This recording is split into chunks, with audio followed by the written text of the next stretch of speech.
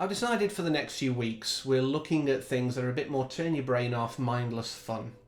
The longer we remain in lockdown, I think the more we need these kind of fluff pieces that really you can just sit down, put it on for an hour and a half, be entertained, and not carry any sort of baggage away from it. So we're starting that off with 2017's Dead Ant, written and directed by Ron Carlson, who shares story credit with Hank Braxton and Dan Sinclair.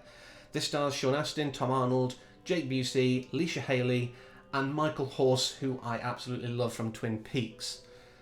As a phobic of all arthropoda, pretty much, which is insects, myriapods, that's centipedes, millipedes and the like, crustaceans and arachnids, this film was uncomfortable, but I could still enjoy it. It's literally just about a band who are kind of has-beens, 80s metal, who've got a power ballad that everyone knows, that mothers have had their daughters and sons to, shall we say. They're trying to recapture the magic and just keep going, like a lot of bands, who can't change with the times very well. This is what they are, and the cast of characters is great. I think everyone plays their role really well. But they're on this little quest to go to a festival, not Coachella, it's No-Chella, which apparently is better according to the manager, played by Tom Arnold. I'm not sure I agree. I'm not sure I agree that Coachella's any good either, so. But on the way, they stop and pick up some peyote to take them on a vision quest and inspire them to write songs. Honest, that's entirely what they want it for. But they are warned by Firecracker and Bigfoot that once they take it, they have to not harm any living thing, even the smallest thing at all, the tiniest bug. If they harm it, they are cursed for the next 24 hours until the next sundown, basically. So they get the peyote, they go, and on the way, Art takes some before the rest of the band, so he's already kind of wasted before anyone started as soon as they pull up, and wanders off on his own, after making a Shire reference. Yes, they did that. Never mind. It's turn your mind off fun, it's fine, we'll accept it. But he goes and sees an ant while he's out wandering, and he urinates on it and drowns it. And he has now brought the wrath of the ants to the rest of the group. And what follows is a fun romp where kind of there's elements of Tremors, because they're burrowing underground and they're carried along on a sort of sea of ants, but every time they kill them they get bigger, so they're having to tactically look at it, because whilst they do that there is a dormancy period. I assume when they're growing, I don't know, but they normally go away and come back, so it gives them this window, and they're doing the best to try and get the heck out of Dodge after, sort of having a night of completely wasted productivity. But there's so many great moments in this. As I say, the cast of characters is brilliant. Tom Arnold has a great line where he's talking to Sam and Lisa, these young girls who are going to the festival who Paige is trying to pick up.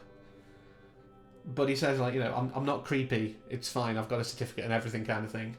And if you have to say you're not creepy, just as a little tip for anyone out there, if you feel you have to say, I'm not creepy, then you are. It's simple. But when I was watching it, whilst I say, there isn't a deep message or anything like that, I did have the fleeting thought of, is this like a weirdly, pleasantly packaged eco message? Whilst I don't want to delve into depth, I can't not at least think a little bit here. Is this meant to be look, this is what happens when you harm nature? We've even got a Native American on board, so it must be genuine or something. Or is it just fun? It's probably just fun. Let's pretend that, because like I say, this is turn your mind off. But I love how they resolve the situation with the ants. I think it's great. They talk about sort of messing with their antennae and, messing their frequencies up without realising that that's exactly how the end is going to play. And we get a song called Blow Your Fuse, I believe, which is amazing, and it just blows all the ants' heads up.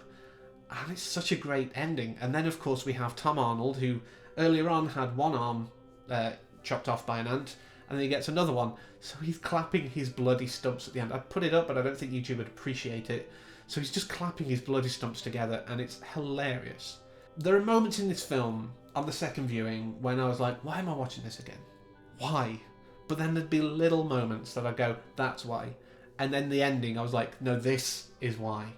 I'm guessing that if you're on something that may or may not be legal, depending on where you live, then this is probably an even better film. But even without that, it was just a fun romp. Now, I have got to talk about some negatives. Whilst the trippy effects were generally pretty decent, it was mostly just colour and sort of, overlays and stuff like that. The ants themselves are... Even the sci-fi channels looking a bit like, was that the best you could do at them? This was only 3 years ago, and this has got the talents of people like Sean Astin, Tom Arnold, and Jake Busey. So I think that's where the budget must have gone to those actors, because the ants are terrible. But, like I say, I enjoyed it. There's a lot, if you're into that thing, it's not something I watch films for, but if you're into your TNA as well, there's a bit of that in there, because of course there is, because it's an independent horror film. It's got to have some. But yeah, it's just great, and the fact that... I think what I want to leave with is the second best thing from the film. Like I said, the ending was great. I loved it. But before then, and during the credits, there is a song called Side Boob, which was apparently created... It was one of the things that actually did happen because of the peyote earlier on. But I think that's my new favourite song now. And because I'm doing the music channel, if I can bring myself to do it without just breaking down and going, I can't release this, that may be coming in the future. Please let me know in the comments if you've seen this film, you know the song, or if you're going to watch it and then come back. If you want me to do that, I will happily do that. I'll even cross-post it here because it's thematically relevant. So I will do that if you really want, because Side Boob is one of my new favourite songs now. It's wrong on so many levels, but I love it. But that's what this film is. It's there. It's a film. It's fun. Take your brain out of your head. Let it go for a walk. And just have a laugh. So next time we're going to the Antipodes, which is the posh name for saying Australia. And we're going to meet the Australian Tucker and Dale, kind of, but not really. If you know what it is, well done you. But until then, for everyone else, I'll keep you guessing. And as always, thank you for watching and take care. Watch about that ant behind you as well.